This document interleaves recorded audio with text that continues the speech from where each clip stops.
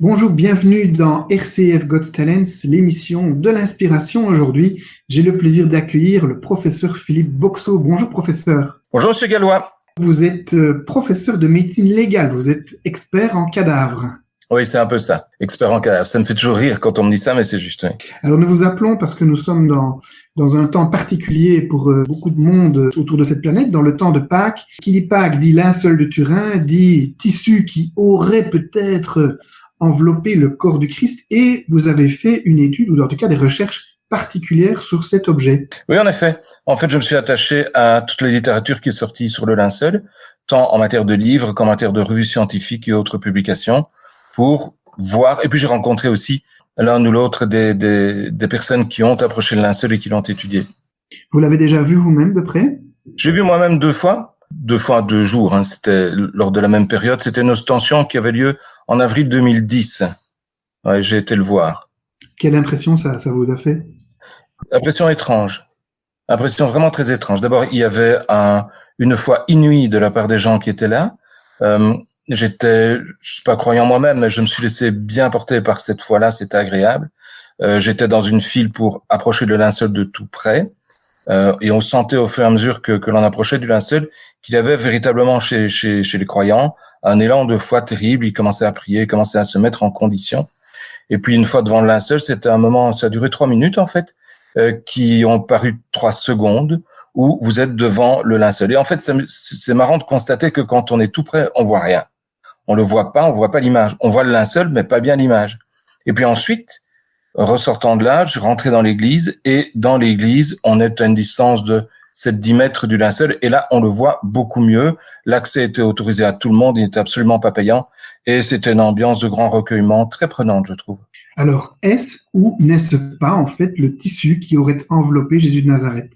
C'est un tissu qui enveloppait un homme, jusqu'à preuve du contraire, qui a subi les mêmes stigmates que le Christ lors de sa passion. Ça, c'est ce à quoi on peut se tenir aujourd'hui, aussi longtemps qu'on n'a pas d'autre explication pour expliquer que l'image se soit formée.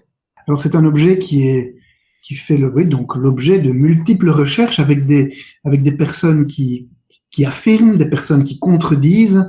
On a dit à un moment donné que c'était un faux du Moyen-Âge. Aujourd'hui, quel est un petit peu l'état de la science sur cet objet?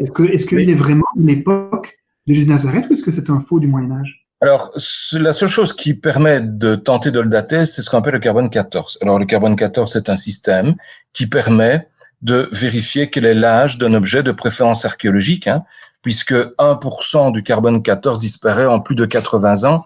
Donc, le moins qu'on puisse dire, c'est qu'il faut du temps pour que cette technique puisse être efficace. Donc, elle fonctionne essentiellement en archéologie, avec beaucoup de difficultés lorsqu'il s'agit de morceaux de tissu. L'expérience a montré que pour plusieurs morceaux de tissu, on sait, avec le carbone 14, glorieusement planté, et qu'on a fourni des dates qui ne correspondaient pas à la réalité objective.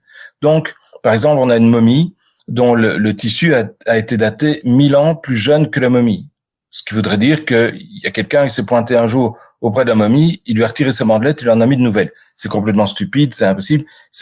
Voilà, on en est là. On n'a pas de technique qui soit plus fiable aujourd'hui que celle du carbone 14, donc il faudra attendre d'avoir quelque chose de plus fiable que cela pour pouvoir effectivement l'utiliser et dater de façon plus précise ce linceul qui, par la technique du carbone 14, à mon avis, et à l'avis de pas mal d'autres, est mal daté. Le problème qu'on a avec le linceul, c'est que très vite, à partir du moment où on commence à en parler, on rencontre des gens qui ont travaillé sur le linceul et qui ont pris parti, qui ont pris position. C'est-à-dire qu'ils sont dans une attitude qui n'est pas scientifique, une attitude où on a décidé que et où on amenait des arguments pour prouver que. La vraie démarche scientifique, c'est pas ça, c'est de collecter l'ensemble des éléments qui entourent un objet, une pièce ou que sais-je, et d'en faire une synthèse la plus objective qui soit. Vous savez qu'en science, toute théorie est bonne jusqu'à preuve du contraire. Ici, c'est la même chose. Et malheureusement, même les scientifiques, et même des scientifiques de renom qui se sont approchés de ce linceul, qui ont travaillé, n'ont pas réussi à garder cette distance par rapport à un acte de foi finalement qu'ils font, que ce soit un acte de foi positif en disant c'est bien lui, ou un acte de foi négatif en disant non, c'est pas lui. Oui, c'est assez impressionnant. Alors, vous avez bien sûr des compétences de médecin légiste. Vous êtes multidiplômé en la matière. Vous êtes membre de l'Académie royale de Belgique également, si je ne m'abuse. Donc un grand, C'est juste. quelqu'un comme vous, pourquoi en fait vous intéressez-vous à cette pièce tout à fait inédite? Je pourrais vous citer Jean-Paul II, qui en l'occurrence en 1993 a dit la chose la plus belle que l'on ait dit pour un scientifique, et c'est marrant parce que c'est un pape qui le dit, par rapport au linceul, il a dit « Le linceul est une provocation pour l'intelligence, l'Église exhorte les scientifiques à l'analyser dans le respect de la foi des croyants et de la méthodologie scientifique ». C'est la plus belle phrase que j'ai lue sur le linceul, c'est un appel à la réflexion, mais une vraie réflexion scientifique, sans nier la foi que les chrétiens peuvent avoir dans la résurrection du Christ, parce que c'est pas là l'objet. Donc, ce qui m'a intéressé par rapport à linceul, c'est que je suis prof de criminalistique à l'université de Liège, c'est que j'enseigne à des étudiants qui ne sont pas des scientifiques. Les criminologues ne sont pas réputés pour être des scientifiques de sciences dures. Et donc, ce qui m'intéressait, c'est d'avoir un objet sur lequel il y a moyen d'avoir une discussion et de leur prouver que la démarche scientifique, c'est autre chose qu'un acte de foi. La démarche scientifique, c'est démontrer, approcher, constater. Ici, il ne s'agit pas de croire ou de ne pas croire, il s'agit juste de faire l'inventaire de ce qui est faisable, de ce qui est possible et de ce qui a moyen d'en ressortir. C'est pour ça que j'ai utilisé le linceul de Turin. D'abord parce qu'il me plaisait depuis fort longtemps et que je m'y intéressais depuis fort longtemps, et puis parce qu'ensuite je trouvais que c'est un superbe champ d'études justement pour le démontrer. Merci professeur Boxon en tout cas pour cet apéritif, pour cette mise en bouche sur ce linceul de Turin. Et dans cette émission, bien, nous croisons en fait votre passion, en tout cas cette enquête que vous avez pu mener avec votre propre parcours. Donc un chemin pour également davantage vous connaître, comprendre vos propres ressorts, et j'ose vous poser la question de faire un saut dans votre propre jeunesse, dans votre propre enfance, si vous le permettez. Quel parfum gardez-vous de votre enfance, professeur? Très agréable. J'ai une enfance vraiment très douce. On n'était pas spécialement riche à la maison, il fallait faire un peu attention, mais on n'a jamais manqué de rien. Mes deux parents s'aimaient, d'ailleurs ils s'aiment toujours, ils sont toujours en vie profondément, donc et ils étaient terriblement croyants l'un comme l'autre. Et donc, j'ai baigné dans une ambiance de foi et de religion pendant toute ma jeunesse. Aujourd'hui, la foi m'a quitté, je ne suis plus croyant, mais je ne renie pas cet aspect de ma vie. Au contraire, j'en suis plutôt fier. Et j'avoue que, comme je le dis régulièrement, je regrette de ne plus être croyant puisque je n'ai plus cette espérance. L'avantage du croyant, c'est qu'il a une foi et que derrière cette foi, il y a une espérance de vie éternelle, il y a une espérance qui n'est plus la mienne, elle m'a quitté. Alors, j'ai beaucoup fréquenté l'église. J'étais acolyte pendant des années jusqu'à l'âge de 22 ans. J'étais papa catéchiste, j'accompagnais les malades à Lourdes, etc. Donc, mon enfance a été terriblement baignée dans une atmosphère religieuse et en rencontrant le linceul de Turin, finalement, je rencontre aussi une part de ce qui a fait ma vie, c'est-à-dire de la foi et de ce qu'est la foi et du questionnement que l'on peut se poser par rapport à ce qu'est la foi et ce qu'est l'espérance. Voilà, donc le linceul n'est peut-être pas arrivé par hasard dans ma réflexion. Merci beaucoup pour ce partage vraiment authentique qui est le vôtre. Je vous propose maintenant une petite page musicale. Écoutons ce groupe de jeunes qui chantent du reggae, Garde Espoir. Vous écoutez RCF, Jacques Gallois à l'antenne aujourd'hui. Enquête sur l'affaire du linceul de Turin avec le professeur Boxon. Professeur, vous êtes professeur de médecine légale et de criminalistique à l'université de Liège et vous avez mené vous-même une étude ou une enquête sur ce fameux linceul de Turin. Deuxième partie de notre émission, poursuivons si vous le voulez bien. D'abord, la compréhension de qui vous êtes, professeur. Source d'inspiration, première chose, d'abord un visage, une personne qui est peut-être soit un maître à penser ou une personne qui vous inspire. Alors, j'en citerai deux. Il y a un homme de mon enfance qui m'a terriblement marqué et qui m'a appris ce qu'était la solidarité, ce qu'était le souci des autres et ce qu'était en fait le vrai sens de la vie. C'est un père jésuite qui s'appelait Michel Noté. Il est malheureusement décédé il y a maintenant de nombreuses années. Et puis il y en a un deuxième qui est mort aussi. Vous allez me dire que finalement ça correspond bien avec ma profession. C'est tout des morts. Qui est Léonard de Vinci. Alors Léonard de Vinci, non pas par les aspects qu'on lui connaît, à savoir qu'il est un inventeur génial, etc., ça, oui, sans doute. Mais au-delà de ça, une partie de Léonard de Vinci que l'on ne décrit jamais. Léonard de Vinci est allé bien au-delà d'une simple découverte de l'anatomie humaine. En fait, Léonard est le premier physiologiste de l'histoire, c'est-à-dire le premier qui ait osé se poser la question et même l'écrire et faire des expériences à ce sujet, de savoir non pas comment est fait le corps, mais comment il marche. Et ce faisant, il est allé à l'encontre des directives de l'époque qui interdisaient que l'on recherche sur l'âme. Et le pape Léon X avait même fait une bulle en signalant que ces gens qui cherchaient l'âme étaient à la fois horribles et détestables. Donc, c'était quelque chose d'absolument incroyable. Il a travaillé dans ce domaine, il s'est posé des questions sur la physiologie, et je le répète, à l'époque, se poser des questions sur la physiologie, c'est-à-dire sur la façon dont le corps fonctionne, c'était aller à l'encontre des directives de l'Église, c'était aller à l'encontre de ce qui était à l'époque admis, et c'était se poser carrément des questions sur l'âme. Il l'a fait, il n'a pas eu toutes les réponses, mais il est allé fort loin dans la physiologie, allant même jusqu'à remettre en cause, par exemple, je donne un exemple, la naissance d'un enfant, on a toujours cru que la semence du père, et à l'époque de la Renaissance, on pensait que la semence venait du cerveau. Et donc, je pourrais vous montrer qu'au plafond de la chapelle Sixtine, Dieu qui va toucher le doigt d'Adam est à l'intérieur d'un cerveau. Il est donc à l'intérieur de la source de la semence masculine. Eh bien, on pensait que cette semence masculine était la seule qui était susceptible de donner naissance à un enfant. Et Léonard fait un dessin qui se trouve dans un de ses codex, dans lequel il présente un coït. On voit un coït. On voit un pénis en érection qui pénètre à l'intérieur des organes sexuels féminins. On voit l'éjaculation. Et il explique qu'il est quand même étrange qu'un homme noir qui fait un enfant avec une blanche a un enfant qui n'est pas noir mais qui est gris. Et il en conclut qu'il faut donc que la femme apporte aussi quelque chose à la création de l'enfant. Et des années après, il vient ajouter un petit texte au bas de celui qu'il avait préalablement écrit des années avant, en disant « Mais sur ces choses, je n'y connais rien, il appartient aux pères de l'Église de se prononcer, car ils ont le savoir. » Donc, il a osé, et en science, c'est ce qu'il faut faire, et dans la vie, c'est ce qu'il faut faire, il faut avoir l'audace d'oser, et avoir l'inventivité aussi pour pouvoir le faire. C'est pour ça que j'apprécie énormément Léonard. Vous connaissez la bande dessinée Léonard? Léonard le génie. Oui, Léonard le avec génie. son apprenti, ce qu'il appelle disciple. Oui, c'est extraordinaire cette bande dessinée. Oui, je la connais bien. Allez, je vous offrirai un numéro. Elle est superbement faite, oui. Oui, c'est très très drôle. Allez. Mais je crois que je l'ai tout, si vous avez. Deuxième source d'inspiration, Philippe Boxeau. Avez-vous un film culte? J'en ai deux. Les Tontons Flingueurs, qui est un film dont je connais quasiment les répliques par cœur. Et le deuxième, qui est Le Père Noël est une ordure. Alors, comme vous pouvez le voir, ce que j'aime, ce sont des comédies. Moi, j'aime bien le cinéma pour la détente qu'il m'apporte, mais je ne vais pas au cinéma pour me triturer la ménage. J'y vais vraiment pour l'amusement. Vous aimez la vie, vous? C'est une grande caractéristique des médecins légistes. Hein. C'est une grande caractéristique des médecins légistes, c'est d'aimer la vie. On est en général, par opposition à nos clients, de bons vivants. Voilà, c'était un petit trait d'esprit.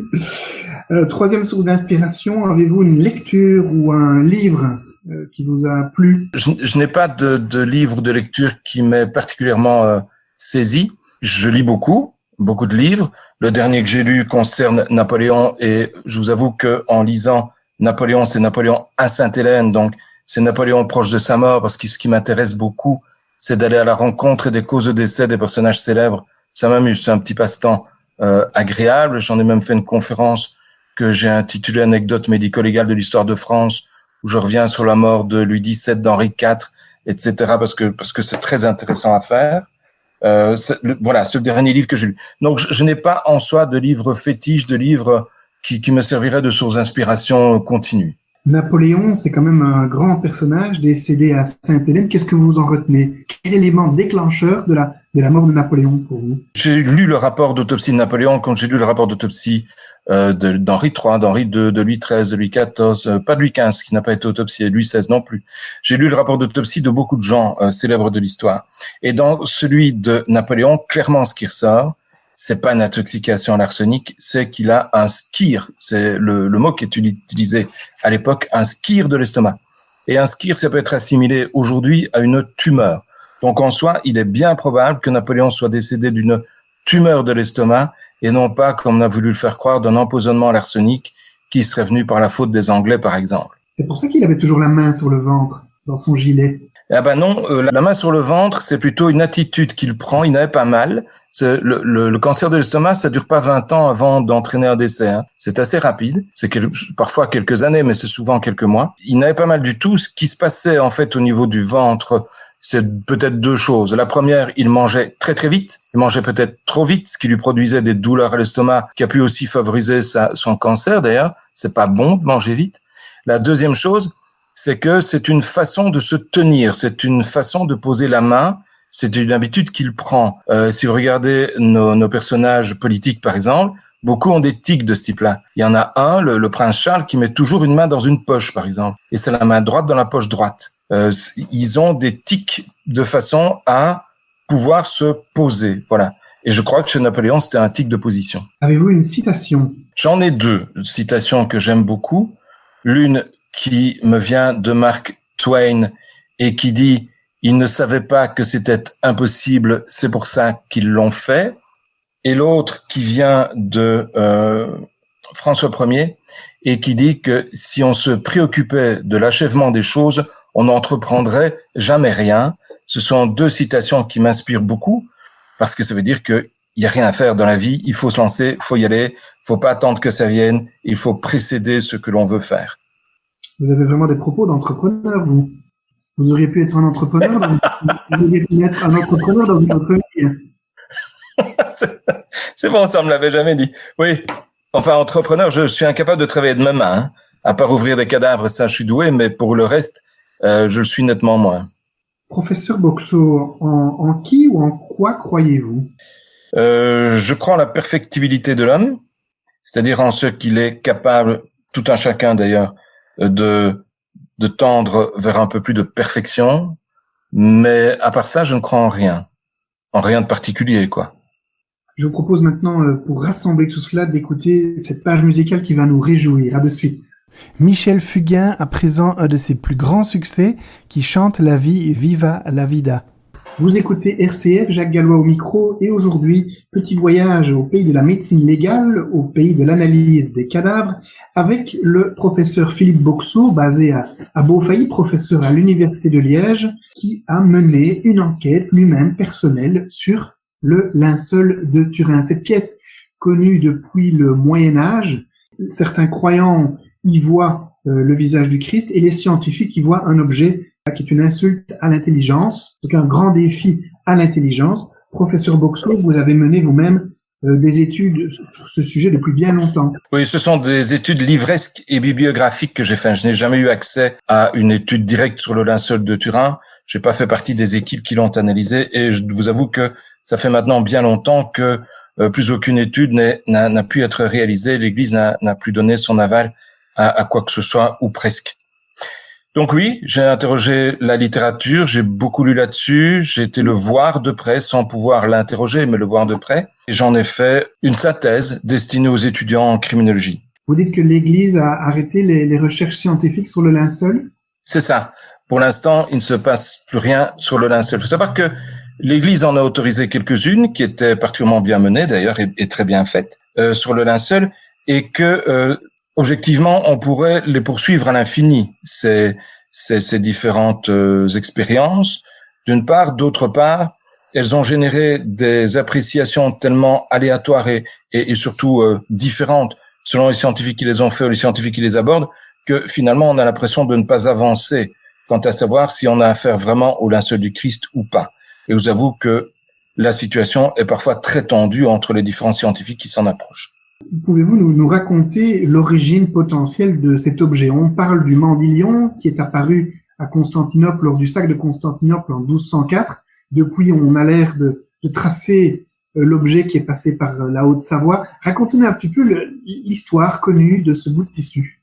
Alors, l'histoire serait et voudrait que le Mandylion dont vous parlez et qui a en fait disparu en 1204 parce qu'il a été pris, pense-t-on, par les croisés, puisque les croisés avaient pris la ville de Constantinople, et on sait que les croisés étaient très friands de tout ce qui était relique, donc il est bien vraisemblable qu'effectivement, ils s'en soient emparés, et il est assez particulier aussi de se rendre compte que si le linceul disparaît avec la prise de Constantinople par les croisés en 1204, il réapparaît à Lirey en Champagne en 1350 alors que les croisés viennent de disparaître et que l'ordre du Temple a été mis à mal par Philippe, qui a fait tuer nos grands maîtres de l'ordre du Temple par le feu sur l'île aux Juifs, c'est-à-dire au bout de l'île de la Cité à Paris. Pour ceux qui aiment Paris, c'est juste derrière le Vert Galant, c'est-à-dire la statue qui représente Henri IV.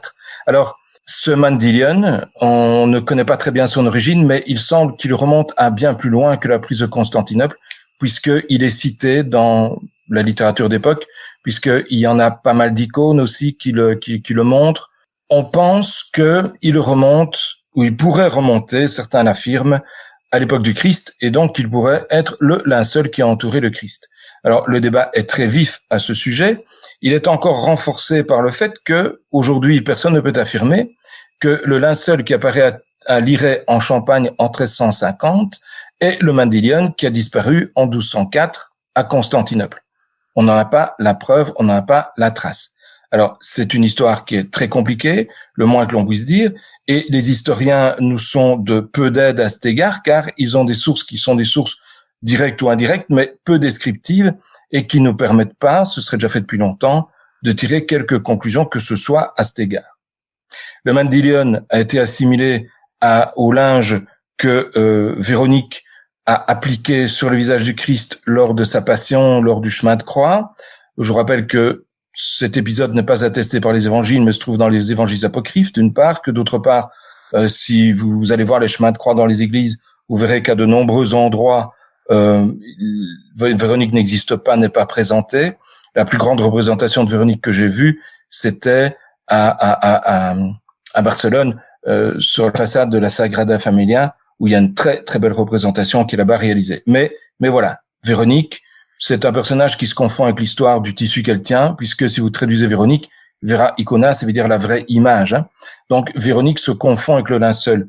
Peut-être est-ce quelque chose que l'on a inventé à une certaine époque, d'où le fait que ce soit des évangiles apocryphes, à une certaine époque, une légende de l'histoire chrétienne, pour justifier que cette image soit apparue à une époque où, s'il s'agit de linceul de Turin, le Mandylion n'était pas présenté dans son intégralité, dévoilant l'ensemble du corps du Christ, mais n'était présenté au public que en montrant le visage, ce qui aurait permis de faire naître la légende de Véronique. Alors, il y a quand même un événement particulier avec l'avènement de la photographie. Alors ça, c'est un événement on ne peut plus particulier. Donc, et d'ailleurs, celui qui a réalisé la première photographie du linceul, c'est en 1898. Ce monsieur est en fait un avocat. Il s'appelait Secondo Pia. Et Secondo Pia, avec un appareil très rudimentaire, avec lequel il fallait une pause de 20 à 30 minutes pour obtenir une image, hein, donc vous imaginez, a fait une photographie du linceul de Turin dans l'église où il était présenté à l'époque. C'est une autre église que dans la cathédrale où il est aujourd'hui. Et dans cette église qui est toujours visitable aujourd'hui, le présentoir est toujours visible aujourd'hui d'ailleurs, Secondo Pia a tiré sa photographie. Et alors, il s'est passé une chose inouïe que les gens de l'époque ne comprenaient pas et que nos enfants ne comprendront sans doute pas non plus. Nous avons vécu pendant tout un temps dans une époque de la photographie dite argentique. Et c'est une photographie argentique que M. Pia a fait. Et vous savez que dans les photographies argentiques, il y a un positif, un négatif. Donc, il a d'abord obtenu un négatif et puis il l'a tiré en photo. Il a eu un positif. Et ce qui s'est passé de particulier, c'est que le négatif de la photo est beaucoup plus parlant que le positif. Alors que sur le positif, donc la photo, telle qu'aujourd'hui tout le monde verrait une photo, sur la photo, on voit effectivement une ombre, quelque chose de pas très net. Sur le négatif de la photo, par contre, on le voit très très bien. Et alors, il y a eu des gens pour crier au miracle en disant que c'était un témoignage qui a traversé le temps et que Dieu avait voulu que les gens éloignés de la naissance du Christ et de sa mort puissent quand même avoir un témoignage de son existence à travers ce linceul et cette photographie. Donc, il y a eu à ce moment-là une montée de boucliers de ceux qui ne voulaient absolument pas que ce soit le cas, et Secondo Pia a été accusé d'avoir fait un faux. Il a fallu qu'un chimiste français vienne, je crois que c'est de Lyon ou de Paris, je sais plus, vienne jusque Turin, qu'il vérifie les produits utilisés par Secondo Pia et qu'il atteste de la qualité des produits et de la qualité du travail réalisé par M. Pia, prouvant qu'il ne s'agissait pas d'un faux. Il a fallu attendre aussi une seconde campagne de photographie qui est survenue des années après, en 1931. Secondo Pia était toujours vivant Et en 31, c'est un monsieur, il s'appelle Giuseppe Enrie, qui a fait cette seconde campagne de photographie et qui a prouvé que effectivement il y avait un négatif, le même négatif que ceux que monsieur Pia avait fait, et qui a, grâce à ça, in fine, rétabli l'honneur de Segundo Pia, qui était à ce moment-là âgé de plus de 70 ans. Mais néanmoins, son honneur a été lavé grâce à cette seconde campagne de photographie plus tardive, à un moment où on connaissait mieux la photographie, où le public savait qu'il existait des négatifs. Alors, est-ce qu'il est possible que ce soit un homme qui a été sacrifié au Moyen-Âge, enseveli, entouré de ce linceul, qui aurait pu produire ce linceul? Qu'est-ce qui nous fait aujourd'hui dire ou penser que cette pièce vient bien du 1er siècle? La question qu'on se pose, c'est de savoir, en fait, comment cette image a pu se produire. Il y a plein de choses que l'on sait déjà. On sait qu'elle n'a pas été crayonnée. On sait que ce n'est pas une application de métal chaud. On sait que c'est pas un décalque. On sait déjà beaucoup de choses. Et on sait aussi qu'elle a pu être produite par une dégradation acide de la sueur. C'est tout à fait possible, on l'a déjà fait, mais les différents tests qui ont été réalisés à travers le monde dans différents laboratoires n'ont pas permis d'aboutir à une image aussi nette que celle que l'on a sur le linceul de Turin. Et donc, on se pose toujours la question de savoir, mais comment cette image a pu être faite? On a une possibilité, mais comme toujours en science, c'est une possibilité qui vaut jusqu'à ce qu'on en trouve une autre. Et cette possibilité-là ne nous permet pas d'obtenir une image aussi nette. Sueur acide, pas de problème, ça correspond avec la façon de mourir lors de la crucifixion, pour ça il n'y a pas de souci, on n'a pas de problème quant à ça. Maintenant, ce qu'il faut savoir, c'est que l'image n'apparaît pas tout de suite. Avec, si on envisage une dégradation par la sueur acide, il faut compter 2 à 3 ans pour que l'image apparaisse. Dans les laboratoires, on hâte le vieillissement des tissus pour faire ressortir l'image, donc on l'a plus vite, mais dans les conditions naturelles, il faut plusieurs années pour que l'image apparaisse. Cette image correspond en tout point, absolument tous, je le prouve, je le démontre à mes étudiants durant l'heure de cours que je leur donne à ce sujet-là.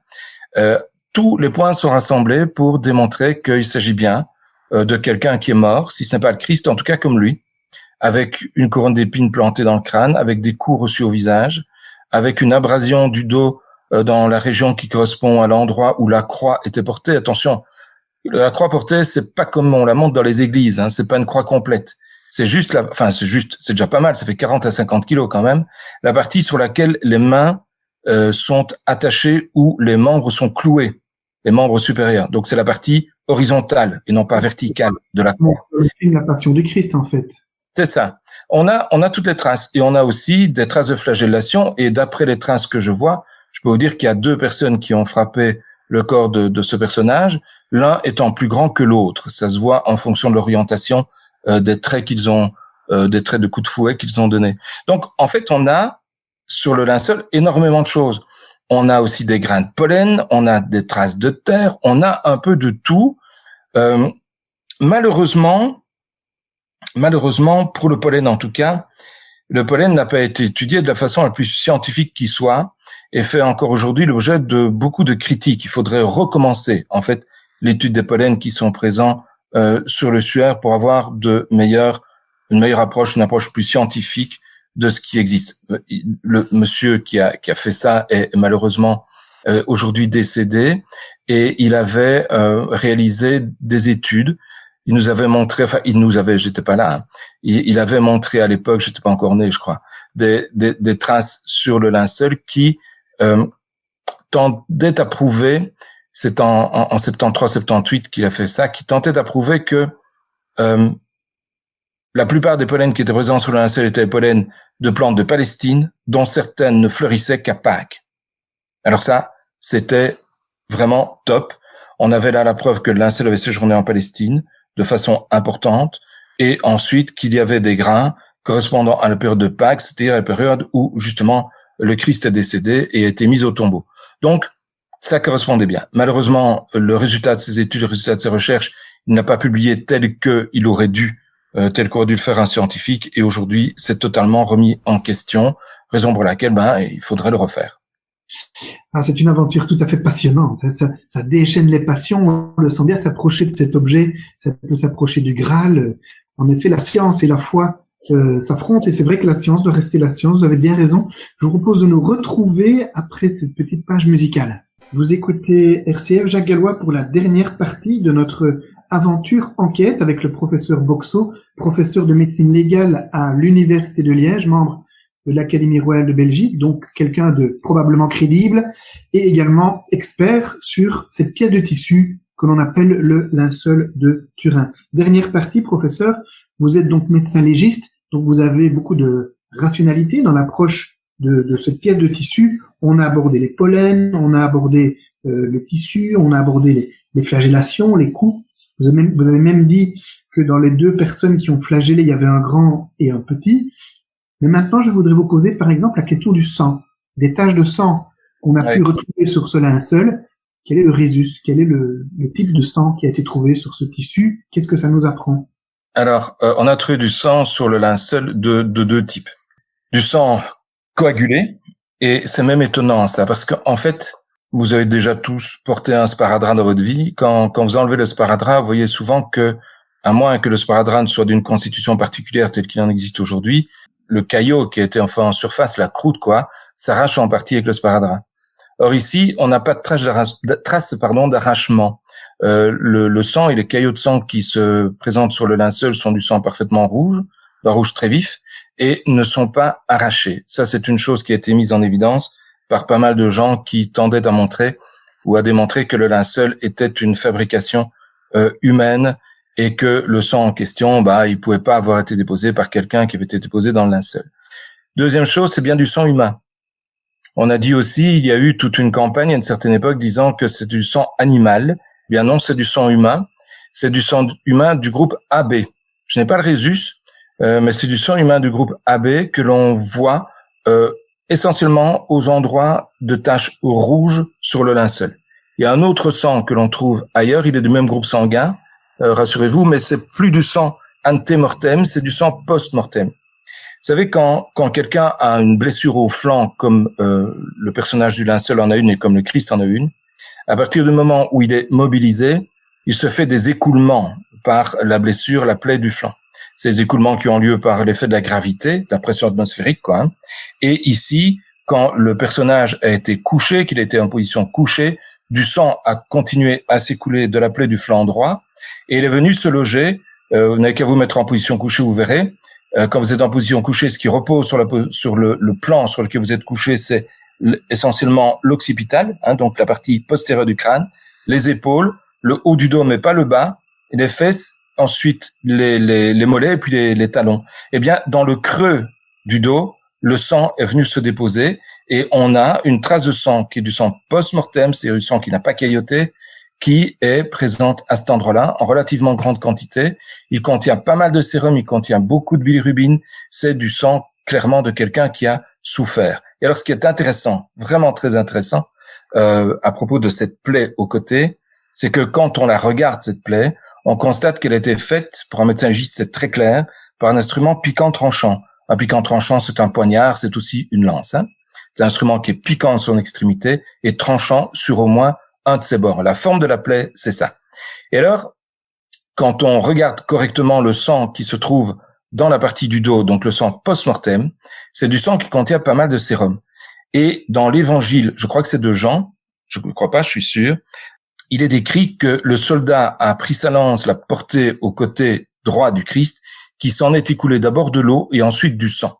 Alors, il y a beaucoup de gens qui ont dit que oui, c'était normal, le sang dans le corps avait sédimenté. Sédimenté, ça veut dire que les éléments les plus lourds du sang se trouvent dans la partie la plus basse du corps et que le surnageant, c'est-à-dire essentiellement le plasma, c'est composé à plus de 80% d'eau, donc c'est de la flotte, quoi, se trouve dans la partie supérieure. Oui, mais moi j'ai autopsié plus de 3000 personnes et je peux vous assurer que le sang ne sédimente pas dans le corps. Cette hypothèse-là ne tient pas la route 2 secondes. Par contre, ce qui est possible et ce que l'on constate ici, c'est que la lance a d'abord traversé la cavité pleurale droite avant de toucher le cœur à droite. Le sang en post-mortem ne se trouve que dans la partie droite du cœur et dans les veines. Donc, quand la lance traverse la cavité pleurale, elle va d'abord permettre au liquide qui se trouve dans cette cavité pleurale et qui est du sérum qui provient non seulement des variations de tension qu'il y a eu dans la cavité à cause des difficultés à respirer. Je rappelle que la mort sur la croix, c'est une mort par asphyxie. On appelle ça en médecine légale une asphyxie posturale. Donc, il se fait des pressions qui permettent dans la cavité pleurale a du liquide apparaître, puis secondairement aussi, il a eu pas mal de coups sur le corps qui peuvent avoir entraîné des lésions de ce type-là. Donc, quand la lance traverse la cavité pleurale, c'est d'abord du plasma qui sort. Pour quelqu'un qui sait pas, c'est-à-dire quelqu'un de l'Antiquité, quand il voit sortir du sérum, pour lui c'est de l'eau, hein.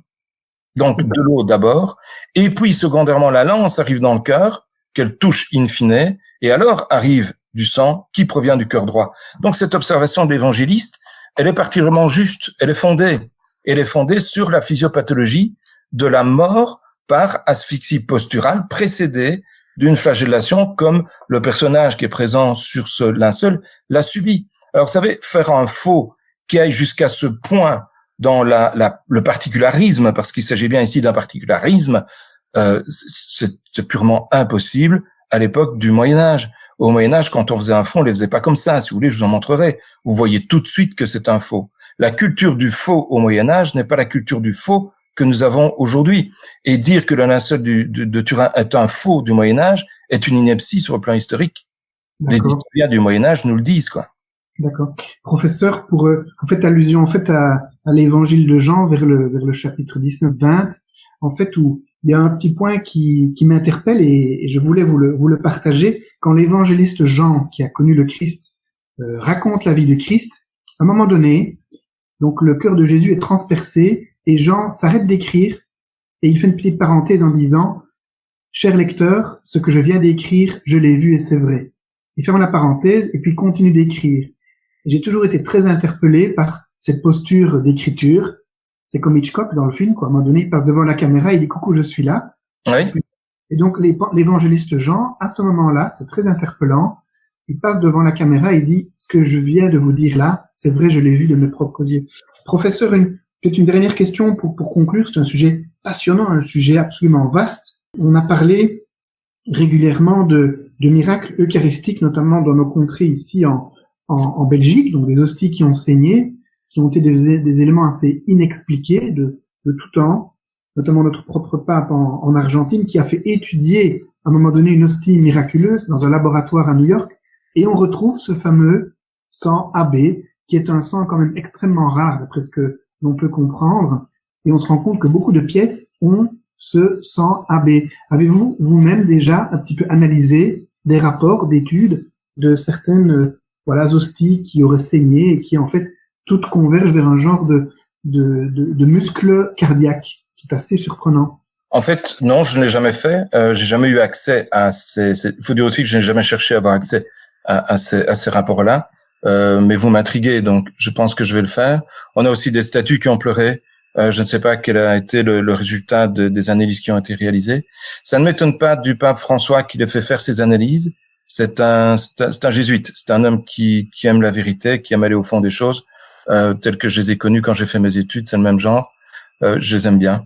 J'aime bien leur façon de concevoir, leur façon de penser. Par contre, il y a une chose qui est peut-être intéressante que vous sachiez aussi, c'est qu'il existe un autre suaire. Alors, en fait, celui-ci, c'est pas vraiment un suaire, hein, c'est un linceul. On dit le suaire de Turin, mais on ferait bien dire le linceul, parce que le suaire, c'est pas ça. Il y a un suaire, c'est-à-dire un tissu qui est destiné à envelopper le visage, qui existe à Oviedo. On est dans les Asturies, c'est-à-dire en Espagne. Il a été analysé. En fait, on a constaté qu'il a été tissé dans un tissu qui est similaire et le mode de tissage est le même. C'est du lin, il est tissé de la même manière, en arête de poisson, que le linceul de Turin. Il n'a pas les mêmes dimensions, ça, d'accord, mais il a le même tissage, le même mode de tissage, et il contient du sang qui est aussi du groupe AB. Et ce linceul, j'ai été le voir également, je suis allé à Oviedo pour le voir. Je ne trouvais pas de bouquin ni de littérature concernant ce linceul ici en Belgique. Je m'étais dit qu'en allant à Oviedo, l'endroit où était le linceul, j'en trouverais. Il faut toujours faire ça. C'est un excellent système. En allant sur place, là, je suis allé un jour d'ostension, donc j'ai eu de la chance et puis c'était prévu. Mais j'ai trouvé ce qu'il me fallait pour le linceul de Turin. C'est pareil. La plus grande part de littérature que j'ai eue, c'est en allant à Turin. Donc, à Oviedo, ils ont fait des analyses, ils ont démontré ce que je viens de vous dire, et ils ont fait aussi du carbone 14 qui le mène cette fois-ci vers 700. Mais de nouveau, le carbone 14, je vous le dis, par rapport au tissu, c'est pas la meilleure technique à utiliser. Il faudra qu'on attende d'en avoir une qui soit plus probante à cet égard. Merci professeur, en tout cas pour cette exploration, je dirais, cette enquête sur l'affaire Jésus, sur l'affaire du suaire. En effet, on ne peut dire qu'une seule chose, c'est que ce tissu a enveloppé un homme qui a vécu en tout cas ce qui est écrit dans les Écritures, dans les Évangiles. Mais est-ce Jésus de Nazareth? Ça, c'est une question qui reste pleinement ouverte. En tout cas, la science et les scientifiques se passionnent pour cet objet. Un tout grand merci à vous pour cette exploration et rendez-vous pour votre prochaine enquête sur le miracle eucharistique. Avec plaisir. Pour nous quitter, ce morceau mythique de Carlos Santana, Maria, Maria.